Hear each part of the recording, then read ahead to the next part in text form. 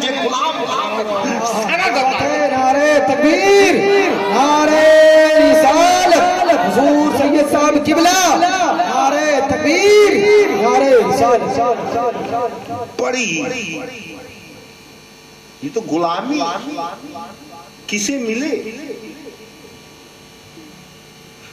और इन लोगों ने अपने कमेटी का नाम ही गुलामाने अहले बैत रख दिया, जिसमें अब्दुल लतीफ, पप्पू भाई, सरताज भाई, शफीक भाई, अनीस, आसिफ, राजन, सलमान, तय्यूम, अनवर, मकसूद साहब।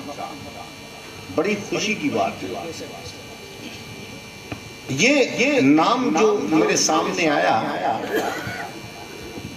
और आप जितने लोग शरीक जिनका जिनका नाम मैं नहीं जानता, सब साथ रहे, सब मुहिब्बाने अहले बैत बने।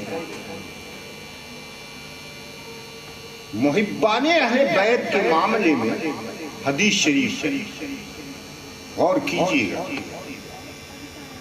मुहिब्बाने अहले बैत के बारे में हदीस है कि मम माता हुब्बी आले मोहम्मद माता मुअमिनन। जो लोग अहले बैत के मोहब्बत में इंतकाल कर गए, वो मोमिन इंतकाल किए।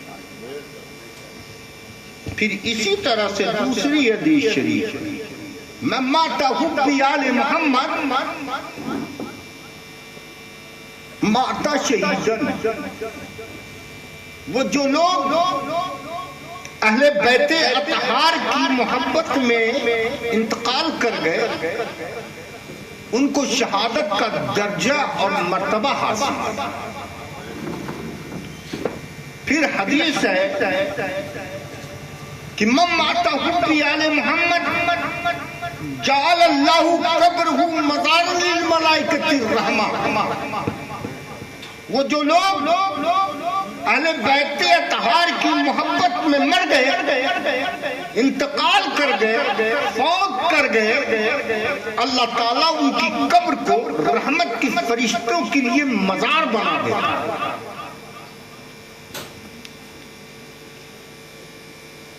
अब आपकी खामोशी से मैं ये समझ रहा हूं कि आप बहुत सी चीजें नहीं जानते। कुरान किसे कहते हैं? अल्लाह के कलाम को कहते हैं। कलाम माने होता है बात। अल्लाह ने जो बात कही उसे कुरान कहते हैं। ठीक है। और रसूल सल्लल्लाहु अलैहि वसल्लम ने जो बात कही, जो किया, उसे हदीस कहते हैं। समझ में बात आ रही है? अब हदीसों में जो चीज कुरान में नहीं पाई जाए, वो हदीस में मिलती है। बहुत सारे मौके पर कुरान में नहीं है, लेकिन वो हदीस से साबित है, यानी सरकार की बोली से साबित है। तो इसे हदीस कहते हैं। अब आजकल यूट्यूब का दौर है कि नहीं? अब हर आदमी के हाथ में मोबाइल है। आदमी समझ नहीं पाता है कि मैं किस मौलाना साहब की तकरीर सुन रहा हूं। नहीं जान क्यों जुब्बा साफा देखिए, मार बना हुआ आदमी धोखा खा गया कि तो बहुत बड़ा मौलाना और बहुत बड़े जालसाज है, बहुत बड़ा धोखेबाज है। आप समझ नहीं पाते। अब उम्मते मोहम्मदी में इतना इख्तिलाफ हो दिया गया है। हमारे बाप दादा 22 रजब को पूजा करते थे, अब लोग कहते 15 को। समझे? क्या कहते हैं 15। अरे भैया 15 तो हमारे बाप दादा नहीं किए, काहे करें? ये उम्मत को उलझाने की कोशिश की जा रही है। उलझ जाओ, क्या की जा रही है? उलझ जाओ, उलझ के मर जाओ। अब कुछ मक्कार दज्जाल लोग बहारी शरीयत का 16वां हिस्सा व्हाट्सएप पर आया है। बारिश शरीयत मेरे पास रखी, उठा के पलट के 16वां हिस्सा देखा, पूरा पढ़ा, कहीं नहीं कुछ नहीं। अब आप क्या समझेंगे कि अरे वो तो सफा सतर और पेज और किताब सब बता दिया। आपके पास किताब ही कहाँ की देखोगे? किसको फुर्सत है? किसी को फुर्सत नहीं है कि किताब पलट कर वो इबारत देख ले। अभी औरतें जो हैं वो 10 बीवियां की कहानी और सैयदा की कहानी सुनी। किसी ने फरमान जारी किया कि ये सब हराम है। लो एक नया नई फंसा। गलत है ये। सैयदा बीवी की कहानी तो बहुत अच्छा है। अरे सुनिए तो मेरे, आप सुनिए। फंसा दिया कि नहीं फंसा? उलझ गए कि नहीं उलझ गए? आपको उलझाया कि नहीं उलझाया? अगर उसमें वाकयात गलत है, ज़ईफ हैं, तो आप कोशिश करो कि वाकयात सही करके आपको कि ये वाली सैयदा बीवी की कहानी सुनी। लेकिन मना डाइजेक्ट यानी पब्लिक जो है परेशान है। सुन्नी जो है उलझा के रखा, कुंडे में उलझाया। अब देखिए, अब ये जो 27 रजब की तारीख है, इसमें भी उलझा के रखने वाले हैं। अब बहुत से मौलवी मिलेंगे, कहेंगे कि ये सनद से साबित नहीं है कि 27 रजब को शबे मेराज है। लीजिए साहब, अब आपको मालूम नहीं है कि किस हदीस से ये बात साबित कर रहा है। कहेंगे देखिए बहुत ही बड़े मौलाना यूट्यूब पे आए थे। अब आप इन धोखेबाजों के चक्कर में न रहे। आप खुद इल्म हासिल करें। आपके जो गली कूचे के मौलाना साहब लोग हैं, इनको गली कूचे का मौलाना मत समझिए। बहुत बड़ा आलिम है, बहुत बड़ा आलिम है। आएगा आपके यहाँ, कितना लेगा? 1 लाख रुपया, 50,000 इतना नजराना दीजिए, कार से आऊंगा, ये करूंगा, वो करूंगा। आधा घंटा 1 घंटा तकरीर बोल देगा, चंपत हो जाएगा। और 365 दिन आपके घर मेहनत यही मौलाना कौन कर रहा है? यही आपकी तबलीग, आपकी इस्लाह, आपके मुआशरे की इस्लाह, यही मौलाना। बताइए कौन फायदा ज्यादा, ये या 1 लाख नजराना लिया चल दिए वो? सुनो मुसलमान, इनकी इज्जत करो। जो आपके इमाम हैं इनकी इज्जत करो। अगर आप इज्जत नहीं करते, आप इनसे मोहब्बत नहीं करते, तो साफ साफ सुन लीजिए, आप धोखे में हैं। आपको कोई भी बात गलत लगे, आप अपने करीबी आलिम से दरियाफ्त कीजिए कि ये बात कही जाए। अब वो आलिम भी कंफ्यूज हो जाता है कि मैं कौन सा फैसला लूं। हजरत आइए आप लोग आगे, कौन सा फैसला लूं? फलान साहब आए थे, ये इलाके के बहुत बड़े मुफ्ती हैं, उन्होंने कहा। मुफ्ती साहब से पूछना चाहिए, भैया 15 तारीख के दिन हमारे बाप दादा और पहले से लोग नहीं करते आए, तो अब हम 15 तारीख का नया फार्मूला क्यों इख्तियार किया? क्यों करे भाई 15 तारीख को? समझ रहे ना मेरी बात? भाई इसको करते अब उसमें एक शिक डाल दिया गया। कहा उस दिन तो अमीर मुआविया का इंतकाल हुआ था। लो भाई, अमीर मुआविया की मोहब्बत में आप फातिहा करना छोड़ोगे? अरे अमीर मुआविया रज़ी अल्लाह ताला अन्हु एक सहाबी रसूल है, उनका इंतकाल में इख्तिलाफ था। मैंने कहीं नहीं लिखा है डायरेक्ट कि 22 रजब को उनका इंतकाल। साबित करके दे कि 22 तारीख को उनका हुआ, 22 तारीख को नहीं हुआ। उसमें इख्तिलाफ है। आप गूगल खोलिए, गूगल है ना आपके पास, मारिए इसे, तुरंत देखिए कि हज़रत अमीर मुआविया का इंतकाल किस दिन हुआ। रजब में तो हुआ, लेकिन ये कंफर्म नहीं किया गया कि ये 22 तारीख। मैंने खुद बातें मुहर्रम मुफ्ती जलालुद्दीन साहब की पढ़ डाली, कहीं नहीं लिखा था कि 22 तारीख को इंतकाल हुआ। धोखे में रखने की नहीं, लोग बहुत धोखे में रखे। तो थोड़ा दरूद शरीफ पढ़िए। अल्लाहुम्मा सल्ली अला सय्यिदना मौलाना मुहम्मद मादनिल जुदी वल करम। अभी तो हमने तकरीर ही नहीं की मेरे भाई, अभी तो ये गुफ्तगू चल रही है।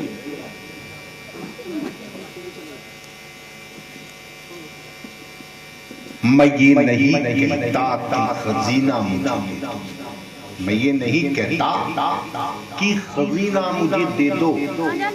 खजीना माने जानते क्या होता है? खजाना, रुपया, पैसा।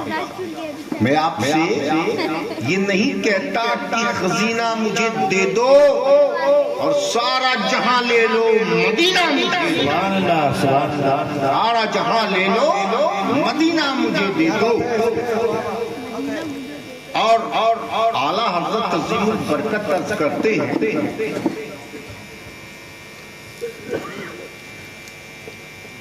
वो सरवरे किश्वरे रिसालत जो अर्श पे जलवा कर, वो सरवरे किश्वरे रिसालत जो अर्श पे जलवा करते थे और नए निराले तरफ के सामा अरब के मेहमान के लिए। क्या बात है। नए निराले तरफ के सामा अरब के मेहमान के लिए थे। और बहार है शादियां मुबारक, बहार है शादियां मुबारक, चमन को आबादियां मुबारक, मलक फलक अपनी अपनी रहने पुराना दिन का पोल। एक मरतबा और दरूद शरीफ पढ़िए। अल्लाहुम्मा सल्ली अला सय्यिदना मौलाना मुहम्मद मादनिल जुदी वल करम व आलिहि व बारिक व सल्लिम सलातन व सलामन अलैहि या रसूलल्लाह। अभी आपने मेराज के मुताल्लिक़ तकरीर समाअत फरमाई। हज़रत मौलाना मोहम्मद अली अहमद, माशाअल्लाह, अली अहमद बरकाती साहब से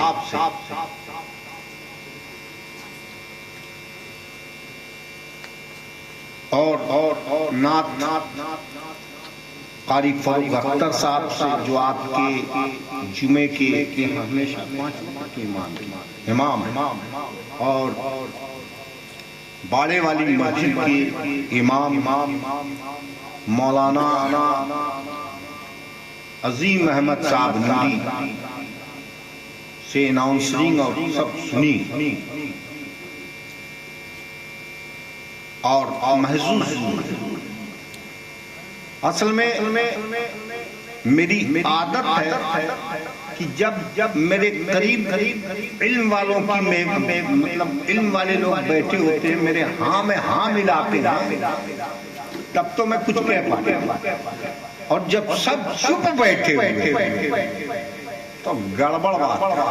कुछ तो समझो मेरे भाई, अगर नहीं समझोगे तो एक मौलाना साहब थे, लोगों ने कहा हज़रत ऐसा है आप तकरीर करोगे जुमा में? कहा ठीक है। तो मौलाना साहब ने कहा कुल वल्लाहु अहद। लोगों से कहा समझे? सबने कहा नहीं समझे। कहा हमको जब नहीं समझे तो मैं तुमको क्या समझा? कुछ लोगों ने कहा कि अगले जुमा में इनसे फिर तकरीर करेंगे। आधे लोग कहेंगे समझे, आधे लोग कहेंगे नहीं समझे। हजरत तकरीर किए कहे अल्लाह समद लोगों समझे, तो अरबी लोग क्या समझे? कहा कुछ लोगों ने हाँ हजरत समझे, कुछ लोगों ने कहा नहीं समझे। कहा नादानो, जो नहीं समझे हो वो समझने वाले से जाके समझ लेना, उनसे समझ लेना। तो आप मेरी महफिल में चुप नहीं रह सकते और इंग्लिश नहीं बोल रहा, खालिस अरबी नहीं बोल रहा और बिल्कुल आसान उर्दू बोल रहा, क्या बात है? गाढ़ी उर्दू भी नहीं बोल रहा, खारे मुगीला नहीं बोल रहा, बिल्कुल आम फहम जुबान में आपसे तकरीर करके आपको समझाना मैं चाहता हूँ कि आप समझ लो। अगर आप नहीं समझोगे तो सुनो, इससे आसान मेरे पास कोई जुबान नहीं। क्या बात है?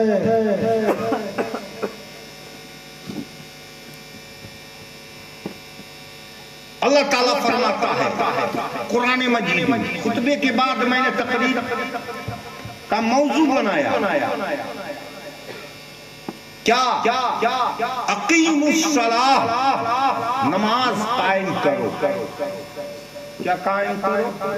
नमाज कायम करो।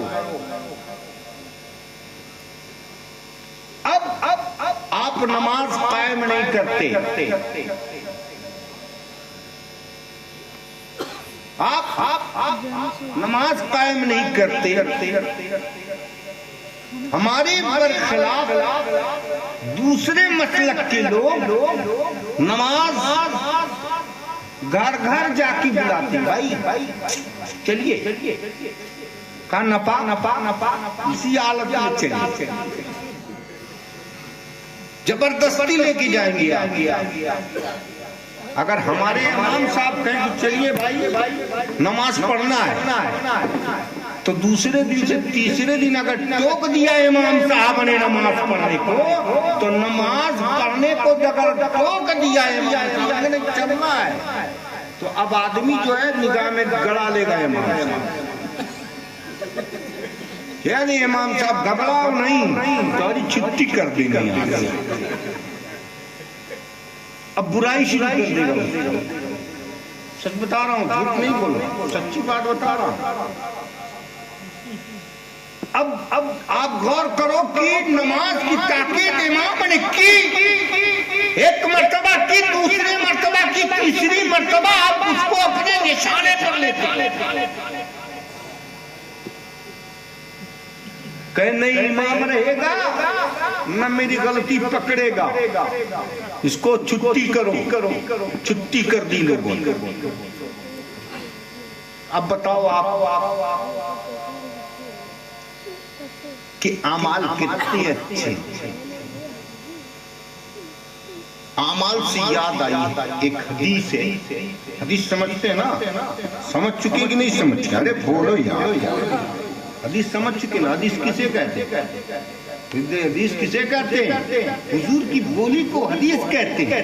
हुजूर के करना यानी कैसा कैसा काम किया, कैसे उठे, कैसे बैठे, लोगों ने, सहाबा ने उसको उठना बैठना देखा और फिर बयान किया, उसे भी हदीस कहते हैं।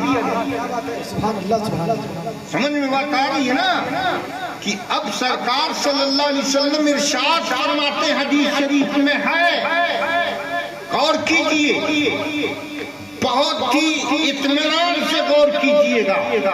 अल्लाह के रसूल सल्लल्लाहु अलैहि वसल्लम इरशाद फरमाते हैं कि इंसान के पास चार चीजें हैं और बड़ी कीमती, बड़ी अनमोल है।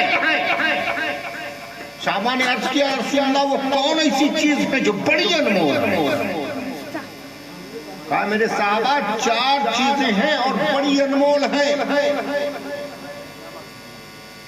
और उन अनमोल चीजों को इंसान लुटा देता है।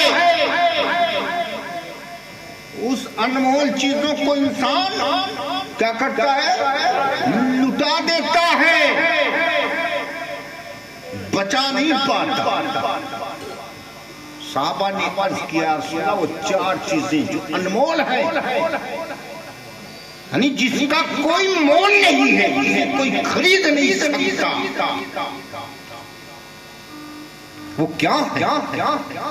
अल्लाह के रसूल फरमाते कि जिस और रूह, ये दो चीजें मिलकर एक इंसान की तख्लीक और जब तक जिसमें रूह रहती है तो रिश्ते लोगों से बने हुए। जब तक जिसमें रूह रहती है तो रिश्ते बने रहते हैं, और जब रूह निकल जाती है तो सबके रिश्ते टूट जाते हैं। और सबके रिश्ते टूट जाते हैं। अब जो बीवी रोज आपके बगल में सोती थी, अब सोने को तैयार नहीं है, रिश्ते टूट गए। जो बाप आपको बोसा देता था, बोसा देने को तैयार नहीं, क्योंकि रूह निकल चुकी है। अब रिश्ता टूट चुका है, कोई रिश्ता नहीं रहा। तो अल्लाह के रसूल फरमाते हैं कि जब इंसान के जिस्म से मलकुल मौत रूह निकालते हैं तो इंसान मुर्दा हो जाता है। तो पहली चीज है रूह, जिसको मलकुल मौत ने, क्या बात है, माशाअल्लाह, जिसको मलकुल मौत ने लूट लिया, उसको मलकुल मौत ने लूटने के बाद आपके जिस्म को खाली कर दिया। और रिश्तेदार, नातेदार, दोस्त, अहबाब थोड़े देर के लिए आंख में आंसू बहाएंगे, थोड़े देर के लिए आंख में आंसू बहाएंगे मेरे भाई। और उसके बाद क्या करेंगे आप? हर धर्म का अपना अपना अमल है। हमारे धर्म में लोग कब्र के हवाले कर लेंगे। कहां कर देंगे? कब्र के हवाले कर देंगे।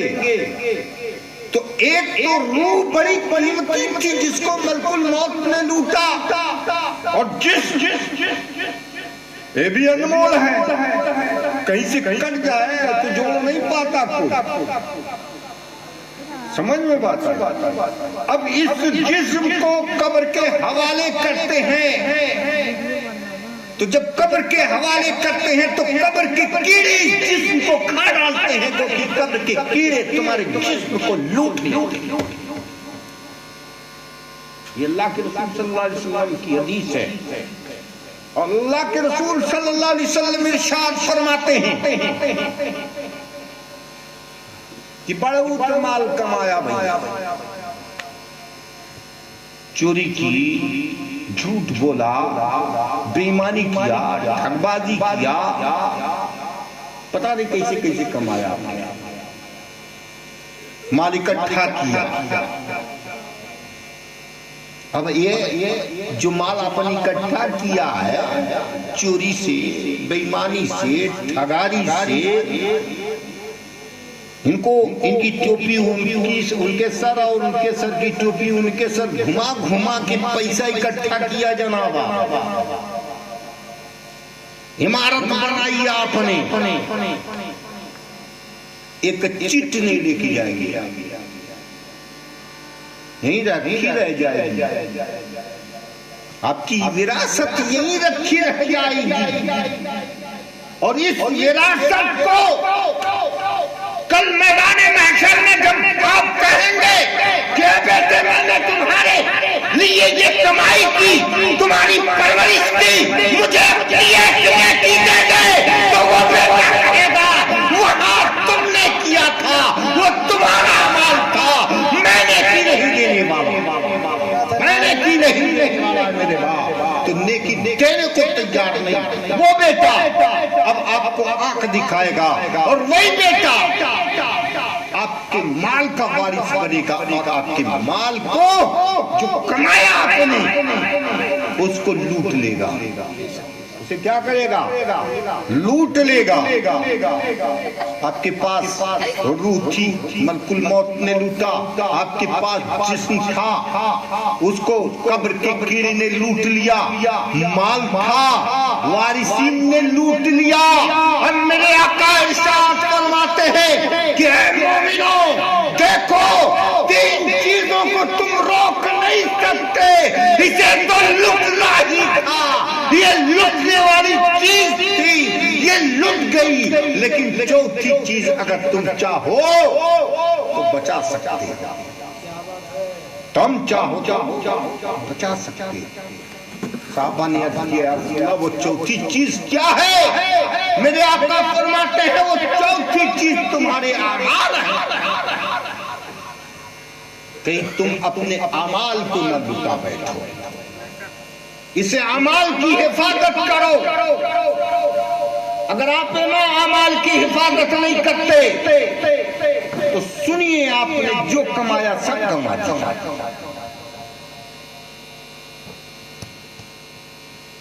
और अल्लाह फरमाता है अकीमुस्सलाह, नमाज कायम।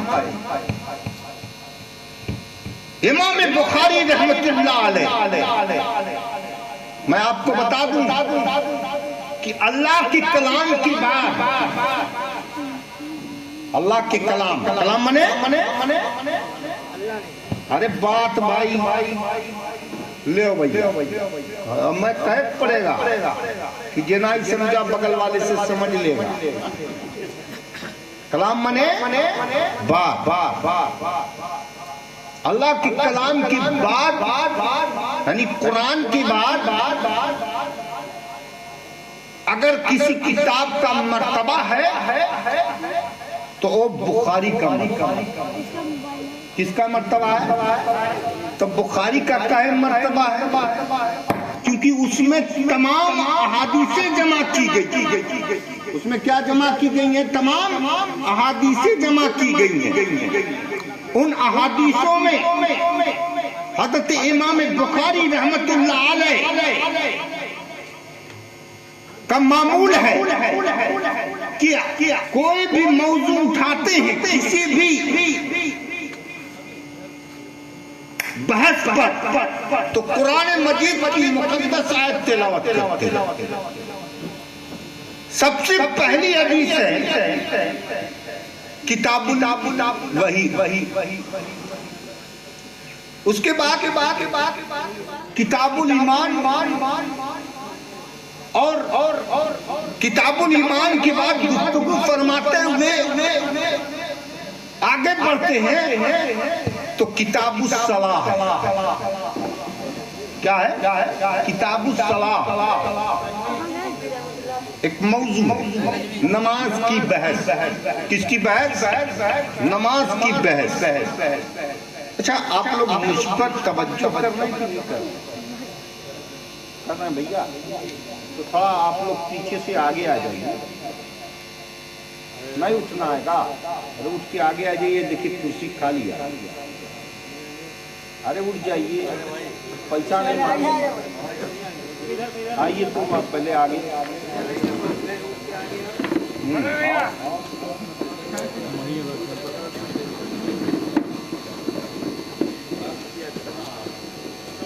देखिए बगल वाली कुर्सी खाली।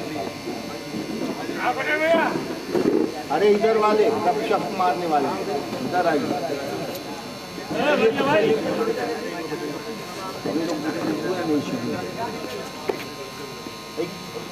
बाबू उधर आगे आइए आप लोग तो, और उधर गुफ्तगू बंद करिए, सामने आइए। आइए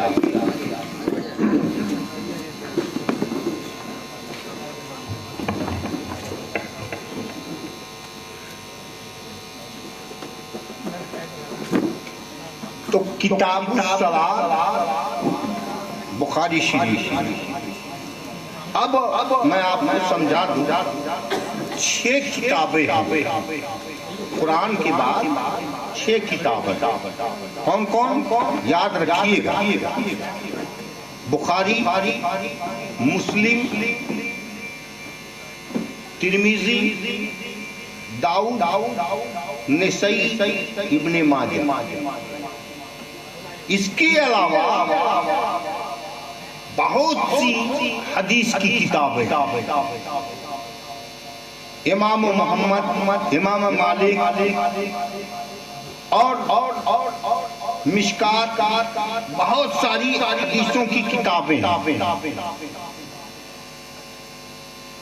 हदीस के बारे में मैंने बताई कि हदीस कहते किसे।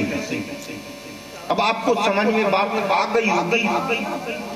मैं बात करूं तो आप समझते जाइए कि मैं कहना क्या चाहता हूं।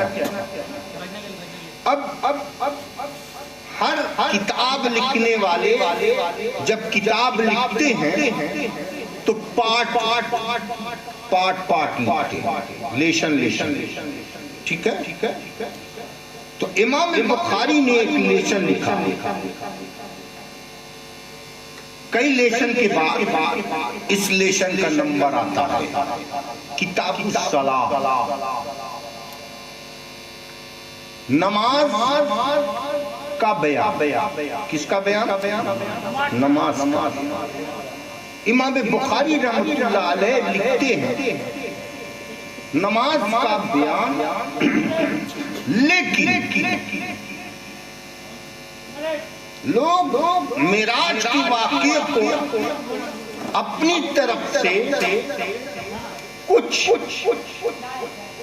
बढ़ा चढ़ा कर अपने अल्फाज में पेश कर देते हैं। समझ में बात आ गई? और वो अल्फाज उसमें होता नहीं। और हमारी तकरीर सुन रहे हैं तो मैं यहाँ बोलते बोलते वहां पहुंचूंगा, फिर यहाँ से यहाँ लेकर आऊंगा। बहुत तेज दिमाग रखना। अब जरा गौर कीजिए कि इमाम बुखारी रहमतुल्लाह अलैह फरमाते हैं किताबुस सलाह, नमाज का बयान।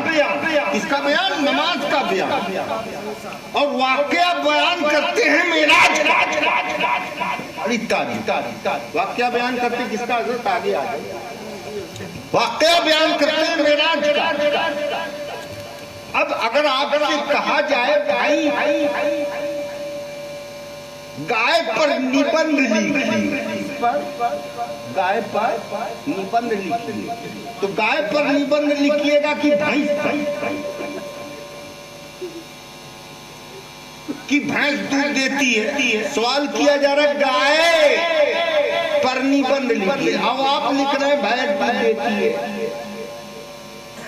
पूछा जाएगा कि कौन चीज पर निबंध लिखिए? जिस पर लिख रहे हैं उसी को तो बोलिए कि कुछ और बताएं। अब सवाल होता है इमाम बुखारी पर कि किताब बयान करते हैं नमाज की बहस। किसकी बात? नमाज की बहस। और वाकया सुनाते हैं मेराज। सवाल समझ में बात आई? सवाल समझ में आया कि बहस नमाज की, और लिखा जा रहा है वाकया मेराज। अब बहुत से लोगों ने अपने अपने अंदाज में मेराज का वाकया सुना। इमाम मुस्लिम ने अलग अंदाज में मेराज का वाकया बयान किया। और बहुत से लोगों ने अपने अपने तरीके से बयान किया। अब मैं आपको बता दूं कि अगर मुझसे कोई कहे कि एक लम्हे में 27 साल की उम्र हुजूर सल्लल्लाहु अलैहि वसल्लम ने कैसे गुजार दी, समझ में बात नहीं आती। या आपको समझ में बात आती है कि एक लम्हे में 27 साल कैसे गुजार दे? तो हम और आप गौर कीजिए, इस बात को नहीं समझा सकते। और हुजूर नबी करीम सल्लल्लाहु अलैहि वसल्लम के इस मौजज़े को सरकार सैयदना गौसे आजम बयान किया। कौन बयान कर रहे थे? सरकार गौसे आजम बयान फरमा रहे थे कि मेरे नबी सल्लल्लाहु अलैहि वसल्लम एक लम्हे में, एक लम्हा था, एक लम्हा पल था, और एक पल में लामका तक गए और आए, और वो 27 साल गुजार दिए। कितने साल? 27 साल गुजार दिए। माइंड में नहीं आता, इंसान है ना, नहीं आता। अब एक आलिम से पूछिए, वो कहेगा बस मैं इतना ही जानता हूं, मैं इतना ही जानता हूं। मगर जब अल्लाह के वलियों की बात आती है तो सरकार वारी से पाक से पूछा लोगों ने कि हुजूर जरा बताइए, हुजूर नबी करीम सल्लल्लाहु अलैहि वसल्लम ने कैसे इस चांद को दो टुकड़े किया था? तो हम आप क्या बयान करते, उंगली उठाई क्या कर दिया था। और बहुत अगर गप मारेंगे तो कहेंगे कि जब आजकल लोग जाते हैं और वैज्ञानिक को देखते हैं कि चांद के 2 टुकड़े हुए, वल्लाह हम तो गए नहीं। मगर जब यही वाक़या हज़रत वारी से पाक अल्लाह के वली से पूछा गया कि सरकार बताइए कैसे किया, तो हज़रत सरकार वारी पाक ने अपनी उंगली उठाई और चांद के 2 टुकड़े करके बताए। बोलो सुभान अल्लाह। समझ में बात आई तो बोल दो सुभान अल्लाह, पैसा नहीं मांगूंगा, सुभान अल्लाह बोल दो ताकि हमको मालूम हो जाए कि आप समझ गए। ये घंटी है आपके समझने में। हम नहीं समझेंगे आप तो हम समझेंगे कि आप ये नहीं समझा, तो फिर समझाएंगे। क्योंकि मैं मुदर्रिस आदमी, पढ़ाने वाला हूँ, थप्पड़ मार मार पढ़ाता हूँ। नहीं समझा फिर से समझ करने वाला आदमी। समझ में बात आ रही ना? मार मार के फिर दोबारा समझाता हूँ हदीस को, नहीं समझा फिर मारता हूँ। पढ़ता हूँ पढ़ाता हूँ कि पढ़, इस तरह से पढ़, गलत पढ़ता है तो फिर मारता हूँ। तो मैं मुदर्रिस हूँ, आपको भी पढ़ेगी मगर लफ्ज़ से पढ़ेगी, हाथ से नहीं। अब अवली से पूछा, अब सरकार गौसे पाक तकरीर फरमा, कौन सरकार गौसे पाक तकरीर फरमा रहे कि मेरे सरकार लामका गए और 27 साल गुजार दिए। एक यहूदी कहा कि महाझूठ, क्या कहा? महाझूठ हो ही नहीं सकता, नहीं माना। सरकार ने उसे पाक रज़ी अल्लाह तआला अन्हु बड़े मजमे से उसे ताड़ लिए और उसको समझाने की कोशिश की कि ना समझ ले कि मेरे सरकार किस तरह से गए। मैं तुझे दलील नहीं दूंगा, दावा करके दिखाऊंगा, दलील नहीं। और वो शख्स अपने घर पहुंचा, हाथ में मछली लिए हुए था, अपने बीवी की तरफ फेंकते हुए कहा, ये ले, मैं नहा कर आता हूँ, इतने देर में तू बनाकर मछली रख दे। अब वो गया शख्स गुस्ल करने नहाने के लिए, और जैसे डुबकी लगाया निकला बाहर, तो देख रहा है कि ना वो पलघट है ना वो किनारा है, और मैं मर्द का अब औरत हूँ, मैं पहले मर्द का अब औरत हूँ। हैरत में पड़ गया, अब शर्म आने लगी, अपने जिस्म की सतर पोशी करने की कोशिश की। एक शख्स की नजर पड़ी और उसे कपड़ा पहना कर अपने घर ले गया, उससे शादी की, 12 साल रखा और 12 साल में कई बच्चे हुए। अब वो फिर पलघट पर आया, फिर वो तालाब गुस्ल किया। जब बाहर निकला, डुबकी लगा कर देखा कि 12 साल पहले जिस किनारे पर मैं गुस्ल कर रहा था वो किनारा मौजूद है, वो कपड़ा मौजूद, वो किनारा मौजूद, वो कपड़ा मौजूद। दौड़ा हुआ गया, कपड़ा पहना, भागता हुआ अपने घर पहुंचा। बीवी उस वक्त सिलाई कर रही थी, सील ही रही थी। बीवी से कहा मछली क्यों नहीं बना कर रखी? कहा अभी तो आप गई नहा के आ गई क्या? गुस्ल कर लिया क्या? हाँ, गुस्ल करने की बात करती है तो उसको समझ में बात आ गई कि मामला आम आलिम का नहीं बल्कि गौसे आजम का मामला है। उन्होंने मुझे दलील दे दी कि तुम जब तुम इंसान होकर मैं तुझे एक लम्हे में 12 साल का मजा चखा सकता हूँ, तो प्यारे नबी सल्लल्लाहु अलैहि वसल्लम एक लम्हे में 27 साल क्यों नहीं गुजारे? नारे तकबीर, नारे रिसालत, हुजूर सैयद साहब किबला, हुजूर सैयद साहब किबला, नारे तकबीर, नारे रिसालत। क्या बात है सैयद साहब, वाह माशाअल्लाह। करो इमाम बुखारी रहमतुल्लाह अलैह फरमाते हैं कि सुनो, हुजूर नबी करीम सल्लल्लाहु अलैहि वसल्लम उम्मे हानी के घर आराम फरमा थे। मेरे घर की छत को खोल दिया गया, मेरे घर की छत को खोल दिया गया और हज़रत जिब्रील अलैहिस्सलातु तस्लीम ने देखा कि प्यारे महबूब सल्लल्लाहु अलैहि वसल्लम आराम फरमा है, सोए। जरा गौर कीजिए, मुतफक्किर हो गए, इन्हें जगाए कैसे? इन्हें हम जगाए कैसे? सोच में पड़, क्या करूं मैं, कैसे जगाऊं इन्हें? रब ने हुक्म दिया है जिब्रील मेरे महबूब के कदम को बोसा दे दो, मेरे महबूब के कदम को क्या कर दो? बोसा दे दो। यह शरीफ में गप नहीं मार रहा, लफादी नहीं है ये। तो कदम का बोसा किसने दिया? हज़रत जिब्रील ने दिया।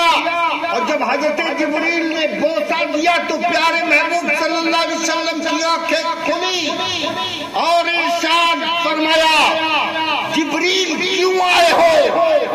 कहा रब दीदारे मुश्ताक, रब जो है दीदारे मुश्ताक आपसे मिलना चाहता, आपको बुलाया है।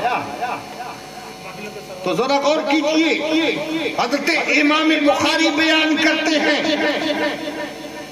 कि हज़रत जिब्रील अलैहिस्सलाम ने उनको पकड़ा। अब देखिए, इमाम बुखारी इस तरह से बयान करते हैं कि हुजूर को पकड़ा और कुरान बयान करता है कि सुब्हानल्लज़ी असरा बिअब्दिही लैलन मिनल मस्जिदिल हराम इलल मस्जिदिल अक़सा। और बुखारी इरशाद फरमाते हैं कि हुजूर सल्लल्लाहु अलैहि वसल्लम को पकड़ा और आसमान की जानिब ले गए। इमाम बुखारी ने कुरान की इस आयत की तशरीह नहीं की, बल्कि कुरान ने मक्का से बैतुल मुक़द्दस तक कुरान साबित करता है। और अब लोग जो इनकार करते हैं कि मेरे नबी आसमान पर नहीं गए थे, ख्वाब में गए थे, उसके लिए इमाम बुखारी बयान करते हैं कि हुजूर के उंगली मुबारक को पकड़ा और आसमान की बुलंदी पर ले गए। कहाँ ले गए? आसमान की बुलंदी पर ले गए। और जब बुलंदी पर ले गए तो आसमान के दरवाजे को खटखटाया। उधर से सवाल हुआ, मन अंता, तू कौन है? हज़रत जिब्रील ने कहा, अना जिब्रील, मैं जिब्रील। फिर उधर से दरवाजे से आवाज आती है, मम्मा का, तुम्हारे साथ कौन? जवाब होता है, माया मोहम्मद रसूलुल्लाह, मेरे साथ मोहम्मद रसूलुल्लाह। लिमाज़ा जा, वो क्यों आए हैं, वो क्यों आए हैं। इमाम बुखारी फरमाते हैं, उनकी इबारत मैं बयान कर, क्यों आए। आप तो आते जाते, आप तो आते जाते हैं, ये क्यों आए। मोहम्मद रसूलुल्लाह क्यों आए हैं। तो जिब्रील कहते हैं कि इन्हें रब ने बुलाया है, इन्हें रब ने अदौल्लाह, रब ने बुलाया है, अल्लाह ने बुलाया है। तो वो फरिश्ते कहते हैं मरहबा, क्या कहते हैं, मरहबा, अहलन व सहलन। जरा गौर कीजिए, दरवाजा खुलता है, दरवाजा क्या होता है, खुलता है। अब हुजूर नबी करीम सल्लल्लाहु अलैहि वसल्लम की नजर एक नूरानी सूरत पर पड़ती है। पूछते हैं या जिब्रील मन हुआ रजुल, तो कौन सा मर्द का हुआ जद्दु का आदम अलैहिस्सलाम, वो तुम्हारे आपके जद यानी दादा हज़रत आदम अलैहिस्सलाम। ये किसकी हदीस है। एक भी लफ्ज इधर उधर नहीं, हमाट बवाट नहीं बक रहा हूं मैं, बुखारी शरीफ की हदीस बयान कर रहा हूं। एक भी बगैर दलील के मेरी बात नहीं है, मजबूत और ठोस बात है, इसे कोई काट नहीं सकता। इमाम बुखारी बयान करते हैं। कौन बयान करते हैं, इमाम बुखारी बयान करते हैं। जो अल्लाह के किताबों के बाद जिस किताब का मर्तबा है वो किताब बुखारी है, और उस बुखारी में इमाम बुखारी बयान क्या बयान करते हैं, कहते कि हज़रत जिब्रील अलैहिस्सलाम कहते हैं वो जद्दू का, वो आपके दादा है, सल्लम अलैहि, आपने सलाम की। क्या कहते हैं, सल्लम अलैहि, सलाम कीजिए। तो सलाम करते हैं कौन, आदम अलैहिस्सलाम को। कौन करता है, मेरे नबी सल्लल्लाहु अलैहि वसल्लम को। और आदम अलैहिस्सलाम जवाब देते हैं अहलन व सहलन या वलदी, वो नबी तो बात कहते हैं, वलदी सालिहन, नबी सालिहन, यानी मेरे औलादों में सालिह औलाद, सालिह नबी का इरशाद फरमाते हैं। क्या फरमाते हैं हज़रत आदम अलैहिस्सलाम, औलादे सालेह और नबी सालेह, नेक, सालेह मीन्स नेक। अब देखिए गुफ्तगू हुई इससे, आदम से और सरकार से। सलाम करने को कहा किसने, जिब्रील ने। अब मैं एक सवाल पूछता हूँ कि आदम अलैहिस्सलाम जिंदा थे कि मर चुके, जिंदा थे कि मर चुके, मेरा सवाल है, मर चुके थे कि जिंदा थे। बज़ाहिर इंतकाल कर चुके, बज़ाहिर इंतकाल कर चुके थे। और जो लोग कहते हैं नबी मुर्दा है, खुदा की कसम वो खुद मुर्दा है। आला हज़रत कहते हैं कि तू जिंदा है वल्लाह। क्या बात है, मेरे चश्मे आलम से छुप जाने वाले, क्या बात है, सुभान अल्लाह। हमारी आंखों से छुपते हैं, लेकिन वहाँ गुफ्तगू हो रही, कोई मुकर्रिर ये तकरीर में बयान नहीं कर रहा है, कोई आम मौलवी इस बात को नहीं लिख रहा है, कोई तहरीर नहीं कर रहा है। ये इमाम बुखारी बयान, कौन बयान करते हैं, इमाम बुखारी बयान करते हैं। वहाँ गुफ्तगू, थोड़े देर गुफ्तगू के बाद आप रसूलुल्लाह सल्लल्लाहु अलैहि वसल्लम फिर हज़रत आदम अलैहिस्सलाम की तरफ देखते, देखिए गौर कीजिए,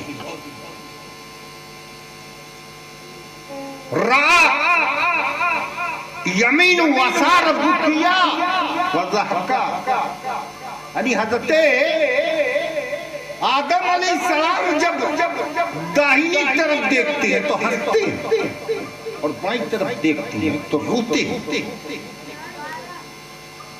पूछा है जिब्रील क्या माजरा, क्या वजह है कि दाहिनी तरफ देखकर हंसते हैं और बाईं तरफ देख के रोते हैं? हज़रत जिब्रील अलैहिस्सलाम ने कहा या रसूलुल्लाह सल्लल्लाहु अलैहि वसल्लम, ये दाहिनी तरफ देखते हैं तो इनकी जितनी औलादें हैं ये खड़ी वो सब के सब जन्नत